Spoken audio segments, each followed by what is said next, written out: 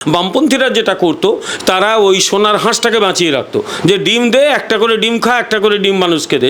এদের এমন খাওয়ার লোভ হলো, ডিম হাঁস ফাঁস মেরে কেটে পেট থেকে সব ডিম বার করতে গেল, যা হবার তাই হলো।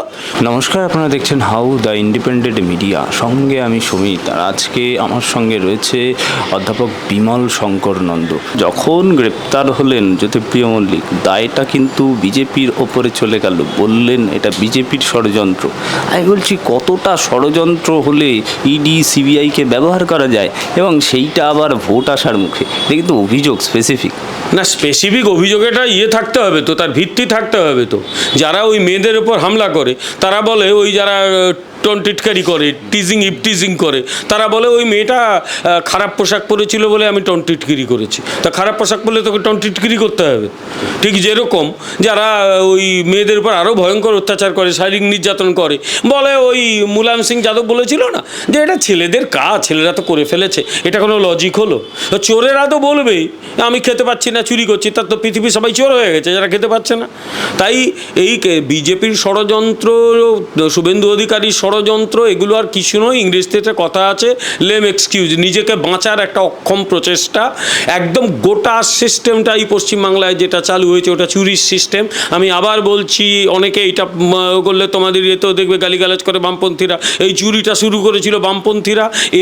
বামপন্থীরা যেটা করতো তারা ওই সোনার হাঁসটাকে বাঁচিয়ে রাখতো, যে ডিম দে, একটা করে ডিম খা, একটা করে ডিম মানুষকে দে। যেরকম আমাকে অনেকে প্রশ্ন করে, আপনি তো অধ্যাপনার চাকরি পেয়েছেন বামপন্থীদের রাজত্বে। আরে বামপন্থীদের একটু বুদ্ধিশুদ্ধি ছিল, কি করতো, ওপরের যারা ভালো রেজাল্ট ওদের সব চাকরিটা দিয়ে দিত, তারপরে এই খেলটা ওদের শুরু হয়ে যেত। এই পার্টির লোককে দাও বা ওকে দাও, পার্টির লোককে দিলে পার্টির ফান্ডে কত দিতে হবে সব বুঝি। বামপন্থীদের কী, আমাদের বয়সটা কম হয়নি, আমার যথেষ্ট। বামপন্থীরা চোখের সামনে ক্ষমতা এলো, চোখের সামনে চলে গেল। তাই ওরা যেটা করতো, ওরা সোনার হাঁসটাকে বাঁচিয়ে রাখতো। হাঁস ডিম দে, ডিমটাকে ভাগ করে খা। এদের এমন খাওয়ার লোভ হলো, ডিম হাঁস ফাঁস মেরে কেটে পেট থেকে সব ডিম বার করতে গেল, যা হবার তাই হলো। অশিক্ষিত মূর্খ হলে যা হয়, বামপন্থীরা অশিক্ষিত নয়, ওদের বুদ্ধিশুদ্ধি ধরে। একদম মূর্খ অশিক্ষিতেরাতে দেশটা, রাজ্যটা চলে গেছে। আমাদের ওই যে বলি না পোড়া কপাল, বামপন্থীদের খারাপ করতে গিয়ে আমরা এদের সমর্থন করেছি। একসময় আমিও তো ওদের পক্ষে হেঁটেছিলাম। এখন দেখলাম ওই শিব গড়তে গিয়ে একদল বানর বেবুন শিম্পাঞ্জি তৈরি হয়েছে। এখন এদের সরানোর জন্য আবার লড়াই করছি। আমাদের জীবনটা লড়াই করতে গিয়ে কেটে গেল, কিছুই হলো না জীবন, আর কি করবো। ওই ব্যানশাল কোর্টের সামনে দাঁড়িয়ে যেটা শোনা গেল একদম পরিষ্কার, সাংবাদিকরা যখন প্রশ্ন করলেন জ্যোতিপ্রিয় মল্লিককে যে অভিষেক বন্দ্যোপাধ্যায়ের সম্বন্ধে, এই নামটা শুনেই বললেন কে অভিষেক বন্দ্যোপাধ্যায়, আর 12 তারিখ প্রমাণ হবে আমি নির্দোষ। 12 তারিখ কি সত্যিই প্রমাণ হবে? সেটা যিনি বলেছেন তিনি বলতে হবে। উনি আগে 6 তারিখ বলেছিলেন প্রমাণ করে দেবে, 6 থেকে 12, 12 থেকে 24, 48 বলে কোনো ডেট হয় না, 24 অবধি দেখতে হবে আমাদের।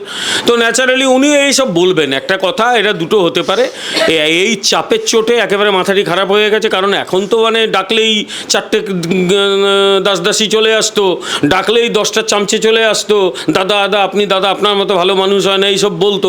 এখন জেলের ভাত তো খেতে হচ্ছে। এখন মাথাটি খারাপ হয়ে গেছে, আধা পাগলা হয়ে গেছে হয়তো, অথবা পাগলের ভান করছে। এটাই আমার সাধারণ ধারণায় দ্বিতীয়টা করছে। দিয়ে ওই ডাক্তারের সামনে বলবে আমি পাগল, জজকে বলবে আমি পাগল, আমাকে জামিন দিন। এদের বক্তব্যে জেলে থাকতে চায় না। এই দেখো না আমাদের পার্থ চ্যাটার্জি, যখন ইয়েতে থাকতো ডনের মতো আচরণ করতো, এখন জেলে ঢুকে পড়েছে।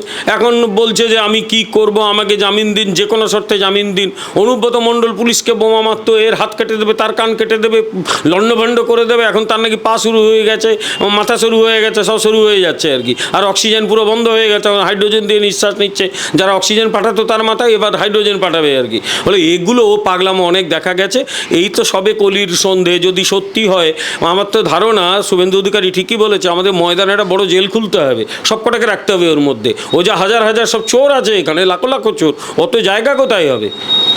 জায়গা নেই অত। সুতরাং ও পাগলের ভান হচ্ছে এটা, অথবা সত্যিকারের পাগল হয়ে গেছে। ও ডাক্তাররা দেখলে বুঝিয়ে যাবে।